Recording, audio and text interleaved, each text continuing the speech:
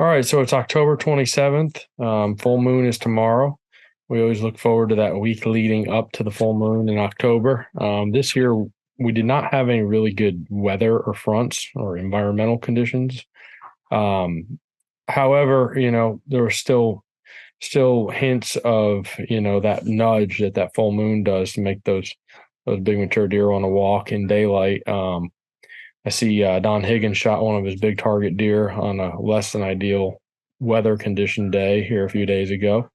Congrats to him. And then our good friend Alex Carr, who manages our logging division, he had a close encounter with a big mature deer 2 nights ago. Again, a warm day. And we had several trail cam pictures of good deer out in daylight and stuff. And a couple other friends killed some big deer. And you got to keep in mind, not a lot of people are actually out hunting in that weather because, it's not ideal to be hunting. So, looking forward, I like that week after the full moon in here, the 29th, through the 2nd for morning hunting sits. So kind of keying in on those.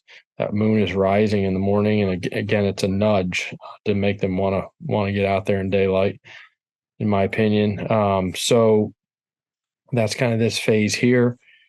We've got a perfect Magic X happening right now. The cloud cover and the rain is starting to dissipate out there.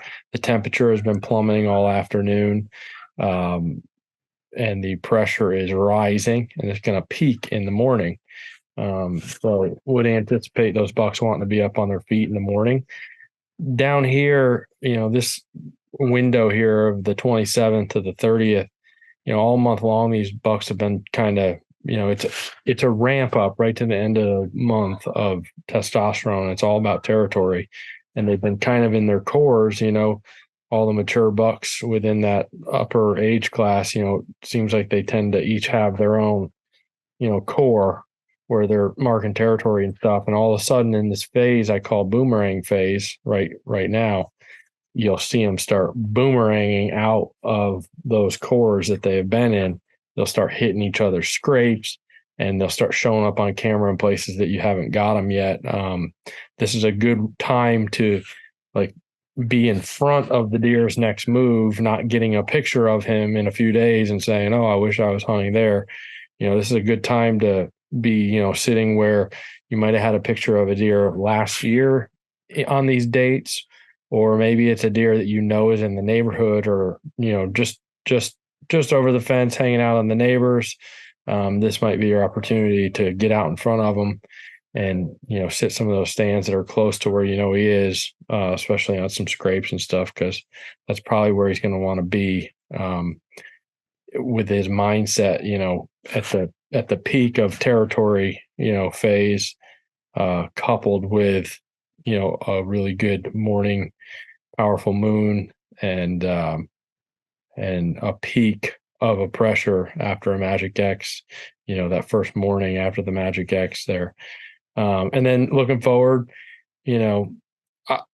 there's something magical, something I love about a cold, rainy day in the end of October. And that day this year is tomorrow.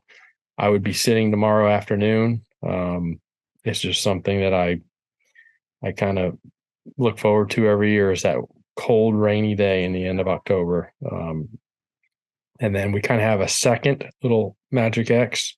Cloud cover falls off, humidity drops, precipitation drops, temperature drops again, pressure rises and peaks. Again, Monday morning, be bucks on the move. They'll be on scrapes in daylight. And then boom, happens again. It's like a triple Magic X. Here's another one. Cloud cover goes down, precipitation goes down, temperature goes down, pressure rises, and it peaks Wednesday morning. So we have a bunch of textbook mornings here. That being said, the evenings are still going to be good because it's good weather. It's a great time of year. If I'm not saying bomb in and just hunt mornings, if your situation, if you don't have a really good setup or spot to slip in the morning and hunt, scrapes that he's been going to, I would probably just be patient in the evenings in those spots because the access is a little bit better stuff. But if you do have access, these are going to be really powerful mornings. And then put this little light bulb here, a couple of light bulb moments that I think happen through the season. And this is one of them. This is when, in my opinion, I always kind of use October 31st as kind of a hard date of when their mindset switches from territory to actually does. It seems like it happens every year right around October 31st, Halloween. And then we're going to get into, the strategy changes a little bit less, because now if we're thinking like a deer, we're thinking more about does, downwind of doe bedding areas, pinch points between doe bedding areas, evening food sources where there's lots of does. We start thinking like that rather than thinking heavily on, territory marking and scrapes. So good luck. We'll maybe make another one of these in a few days, but everything works in deer hunting, just not all the time.